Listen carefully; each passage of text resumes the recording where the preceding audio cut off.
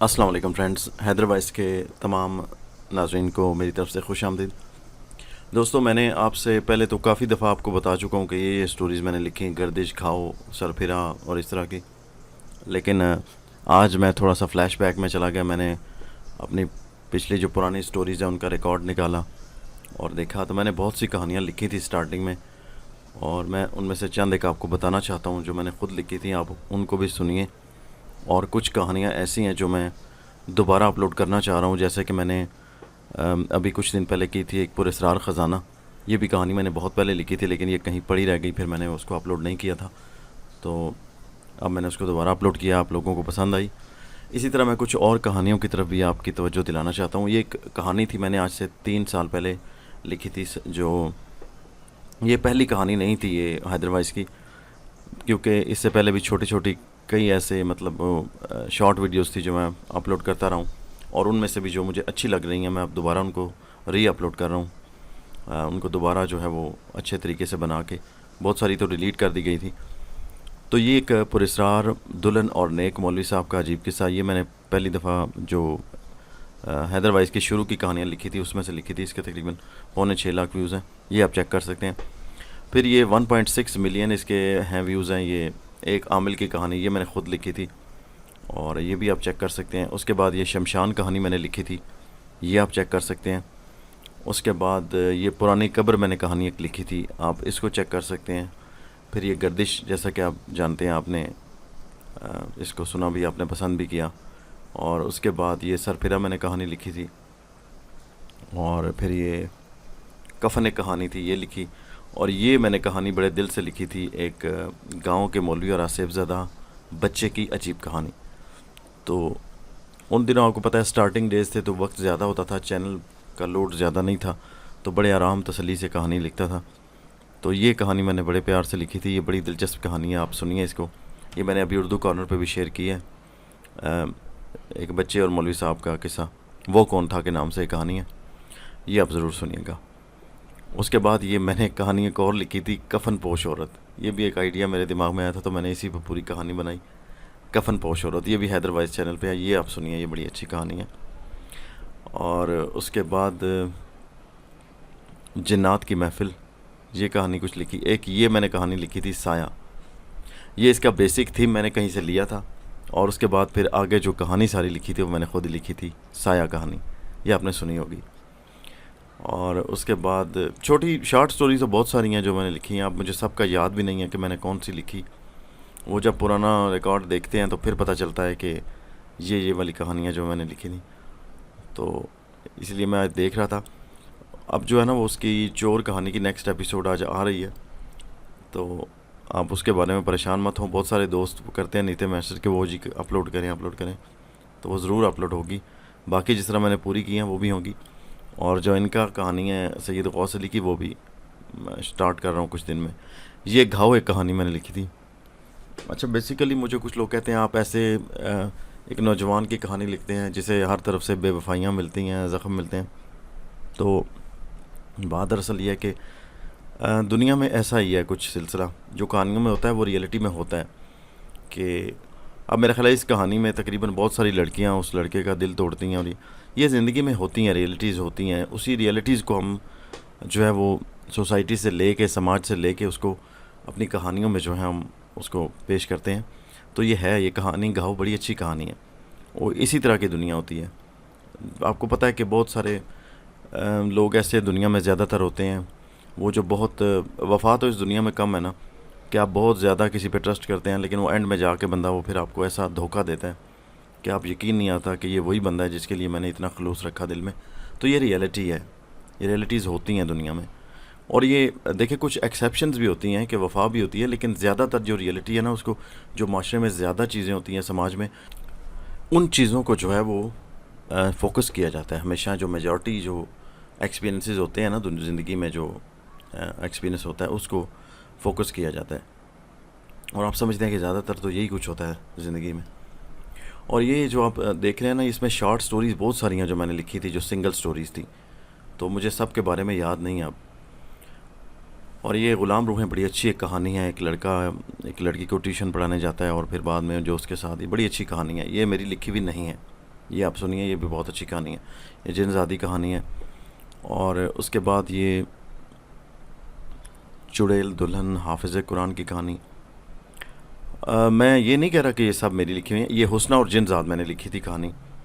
ये आइडिया मेरे दिमाग में आया था कि एक जिन की तरफ से एक कहानी पेश करनी चाहिए कि वो जिन के एक जिन है जो जिसे सज़ा के तौर पर एक पुराने वीरान मकान में उसके जो जिन्होंने उसे सज़ा दी है उन्होंने कैद कर दी है।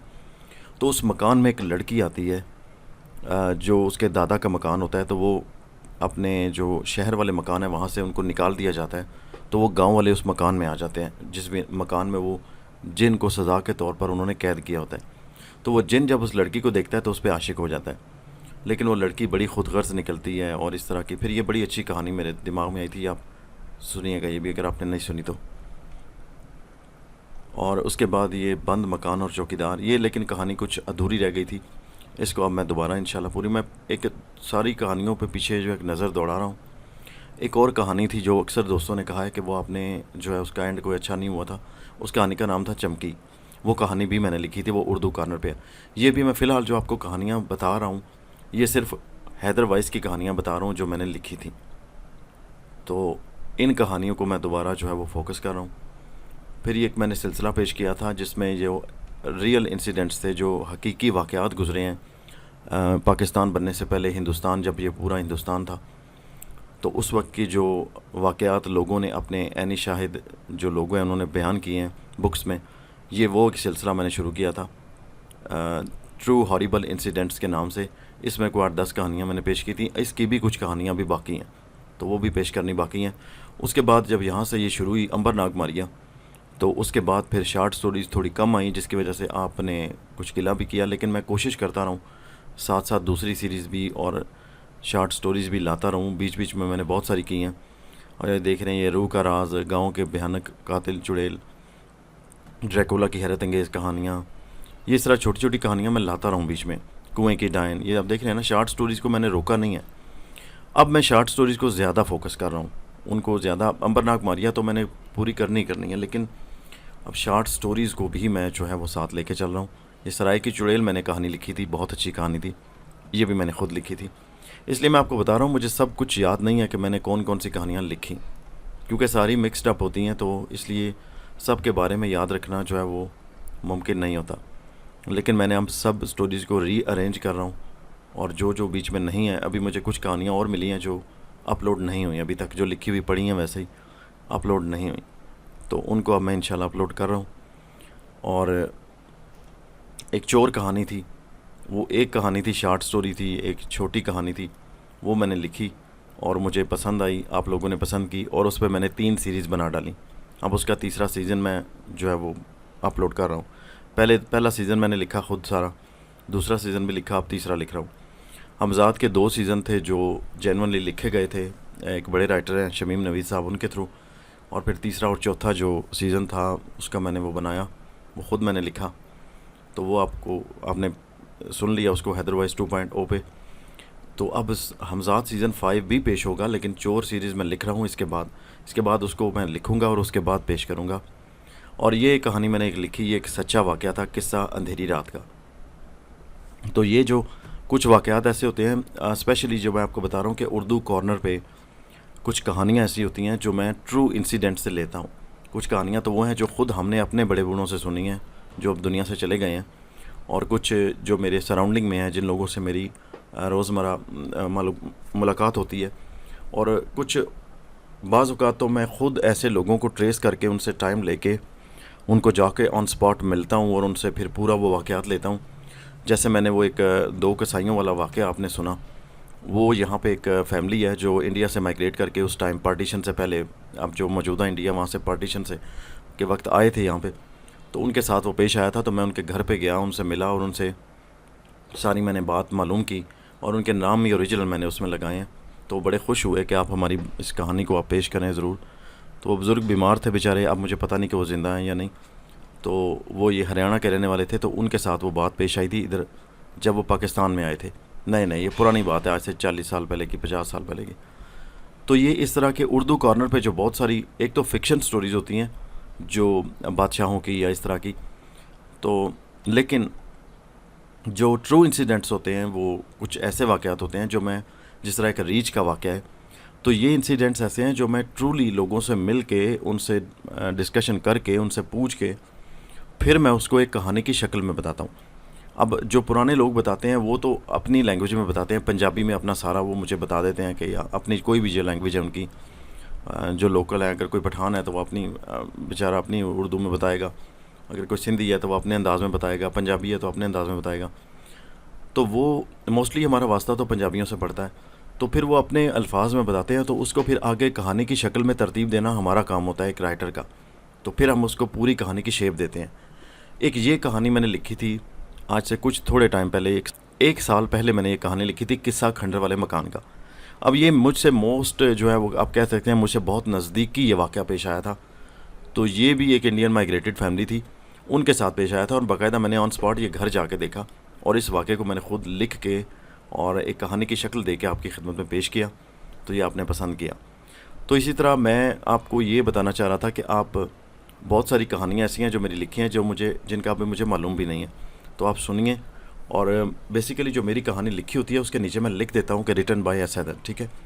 और उर्दू कॉर्नर पे जो वाक़यात होते हैं वो, उनमें बहुत सारे फ़िक्शन के अलावा जो वाक़यात होते हैं वो मैं घूम फिर के लोगों से मिल के, उनसे सुन के वाक़यात, फिर उनको कहानी की शक्ल देता हूँ। आप भी अपना कोई वाक़या भेजना चाहें में तो मेरे इंस्टाग्राम ईमेल एड्रेस आपके पास हैं, लेकिन कहानी में थोड़ी जान होनी चाहिए, क्योंकि चैनल्स का थोड़ा सा म्यार होना चाहिए।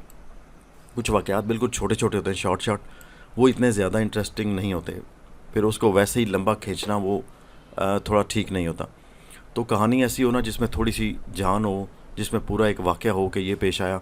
अब जिस तरह मैंने उर्दू कॉर्नर पे कुछ दिन पहले एक वाक़या पेश किया था, एक भटियारे का वाक़या।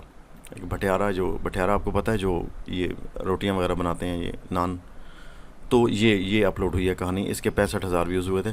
तो ये भी जो है वो ट्रू इंसिडेंट पे मबनी था। ये एक क्या नाम है उसका, ये फैमिली थी, तो उन्होंने मुझे बात ये बताई थी, तो उसको मैंने फिर ये लिखा।